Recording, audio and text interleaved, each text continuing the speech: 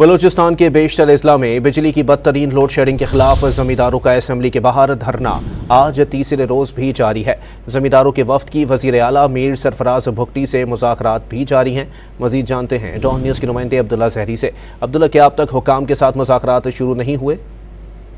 جی بالکل، اب سے کچھ دیر قبل ہی زمینداروں اور جو حکومت کی جانب سے قائم ایک وفد نے بلوچستان اسمبلی میں وزیر اعلیٰ کے چیمبر میں ہی ملاقات کی اور ملاقات کا سلسلہ اس وقت بھی جاری ہے۔ ذرائع نے بتایا اس حوالے سے زمیندار اس وقت وزیر اعلیٰ بلوچستان کو اس حد تک قائل کر چکے ہیں کہ انہیں ماضی کی طرح 8 گھنٹے دن میں 24 گھنٹوں کے دوران 8 گھنٹے بجلی کی فراہمی کو یقینی بنائے، جس کے بعد وہ اپنا احتجاج ختم کریں گے۔ تاہم اس حوالے سے وزیر اعلیٰ بلوچستان کی جانب سے چیف گیسٹ کو بھی ہدایات بھی جاری کی گئی اور انہیں فوری طور پر بلوچستان اسمبلی طلب کیا گیا تاکہ اس حوالے سے جو دھرنا جاری ان کے خاتمے کے لیے عملی طور پر اقدامات اٹھائے جائے۔ اس وقت جو مذاکرات ہیں ان کا مذاکرات کا سلسلہ جاری ہے۔ جیسے مذاکرات ختم ہوگا تو آئندہ کا جو لائحہ عمل ہوگا اس حوالے سے زمیندار ایکشن کمیٹی کے چیئرمین ملک نصیر شاہوانی اساتذیوں سمیت اپنے جو دھرنے میں شریکوں کی زمیندار ہے ان سے آگاہ کیا جائے گا۔ جی بہت شکریہ عبداللہ زہری اپڈیٹ کرنے کے لیے۔